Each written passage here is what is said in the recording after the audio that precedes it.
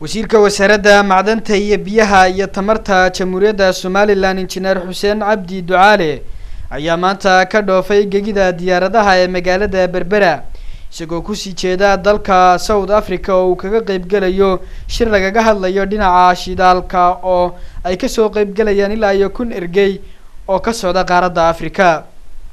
wasiirka wasaaradda macdanta iyo biyaha Jamhuuriyadda Somaliland waxa uu tilmaamay in shirkaasi uu yahay mid muhiim ah isla markaana uu midho wax ku oola kala soo noqon doono isagoo ku metelaya dalkan Jamhuuriyadda Somaliland.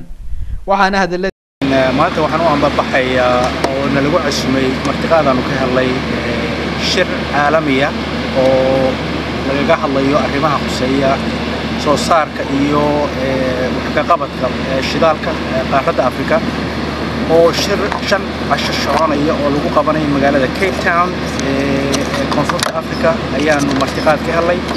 martiqaadkaas oo waliba aanu ka mid nahay dawladaha ka hadlaya ee lagu cusmeynay muddo hadal ka bixiyaan oo keynote speaker ka noqdaan ayaanu ka mid nahay. aad iyo aad baan magaranaysaa arrintaasi ay magaranaysaa ay sare ugu qaadaysaa magaca Somaliland fagaarooyinka shidaalka markaado waa ogsiintihiin oo runtii in bariyaa muddo ah wax riili dhaqdhaqaaq oo ka socday dalkeena ma jirin arrimaha xagga shidaalka ku saabsan. runtii sida ula socotaan sharaa'ig imika liisanada halkan dalka haysta oo ay hawl culus dhaqso ka bilaabayo oo hawshiina imika aad u bilaabantayba.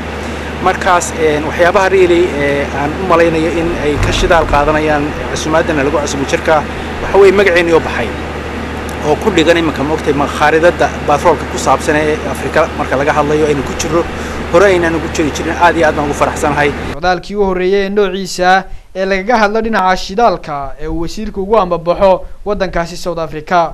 Cabdikariim Saciid Salax, telefishinka caalamiga ah ee Home Cable TV, Berbera.